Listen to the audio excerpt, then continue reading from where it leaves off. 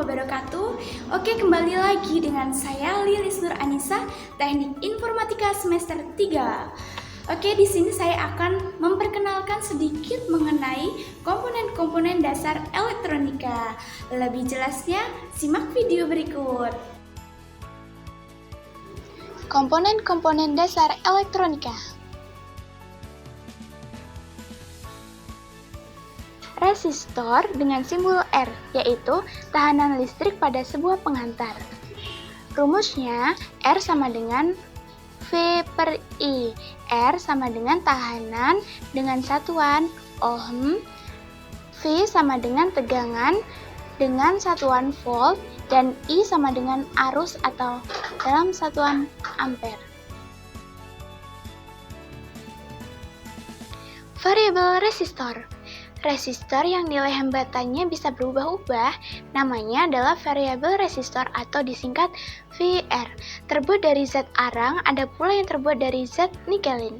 Contoh yang paling mudah terdapat pada pengatur volume, bass, treble, speaker aktif, pengatur volume pada kompo, dan lain-lain. Dilihat dari cara kerjanya, VR dibedakan menjadi dua, yaitu potensiometer dan rheostat.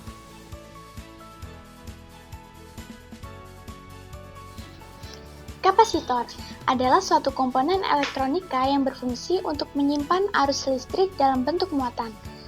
Fungsi kapasitor adalah pada rangkaian-rangkaian elektronika. Biasanya adalah sebagai berikut. Kapasitor berfungsi sebagai filter pada sebuah rangkaian power supply. Yang saya maksud di sini adalah kapasitor sebagai ripple filter. Di sini, sifat dasar kapasitor yaitu dapat menyimpan muatan listrik yang berfungsi untuk memotong tegangan ripple. Kapasitor sebagai penggeser fasa. Kapasitor sebagai pembangkit frekuensi pada rangkaian osilator. Kapasitor digunakan juga untuk mencegah percikan bunga api pada sebuah saklar.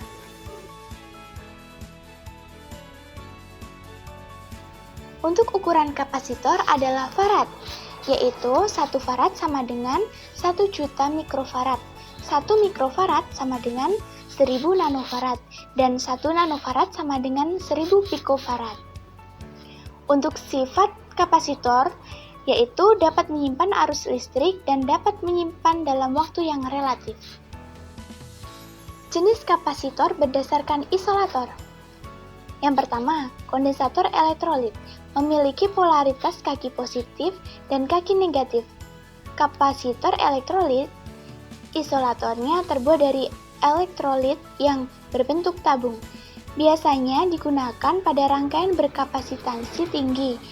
Kapasitor elektrolit yang memiliki polaritas arah positif dan negatif ini menggunakan bahan aluminium sebagai pembungkus dan sekaligus sebagai terminal negatifnya. Yang kedua, kondensator keramik. Isolatornya terbuat dari keramik dan biasanya berbentuk bulat tipis maupun persegi 4. Tidak memiliki polaritas. Nilai kapasitornya yaitu 1 pikofarad sampai 0,01 mikrofarad. Yang ketiga, kondensator polister atau miliar. Nilai kapasitansi yaitu 100 pikofarad sampai 2 mikrofarad dengan toleransi kurang lebih 5% dan tegangan kerja maksimum yaitu 400 volt. Yang keempat adalah kondensator mika. Isolatornya terbuat dari bahan mika. Nilai kapasitansi antara 50 pikofarad sampai 0,02 mikrofarad. Tidak memiliki polaritas sehingga dapat dipasang secara bolak-balik. Dan yang terakhir yaitu kondensator kertas. Isolatornya terbuat dari kertas. Nilai kapasitansi antara 300 pikofarad sampai 4 mikrofarad. Dapat dipasang bolak-balik karena tidak memiliki polaritas arah. Kapasitor variabel. Kapasitor variabel adalah kapasitor yang nilai kapasitansinya dapat diatur atau berubah-ubah.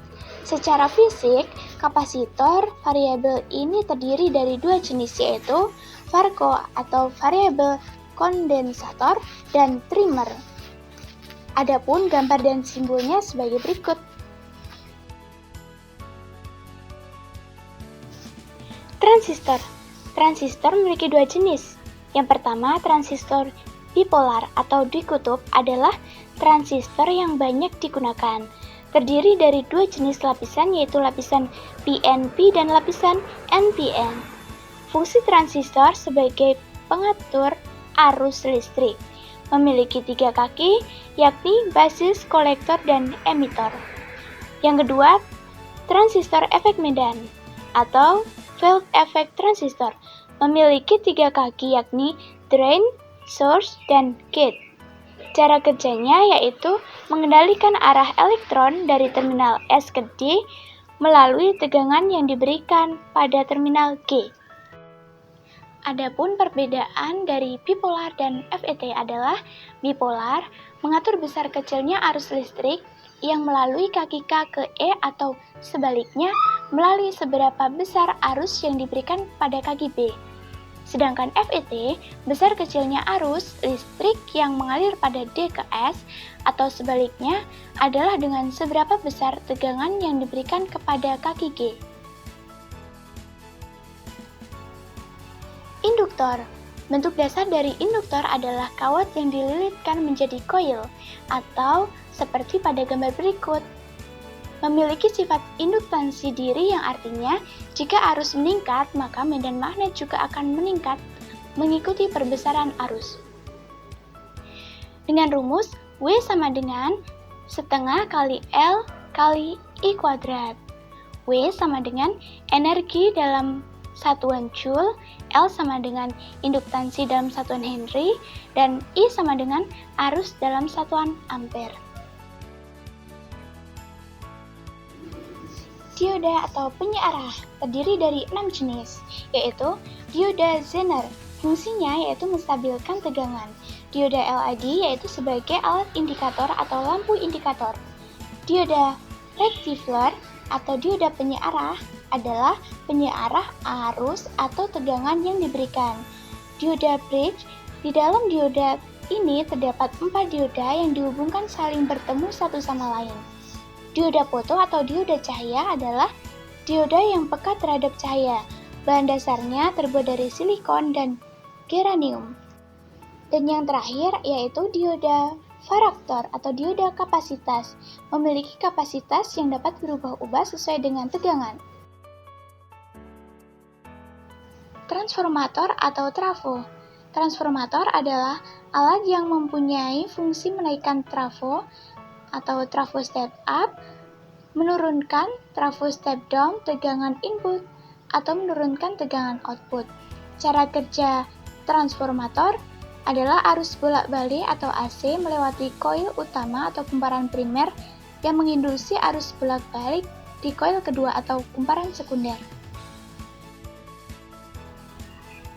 IC atau Integrated Circuit.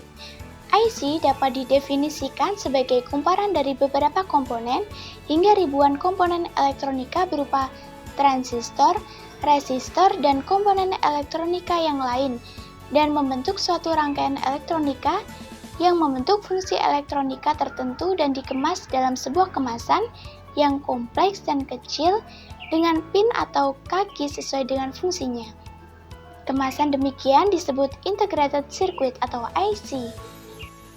Adapun contoh bentuk IC sebagai berikut.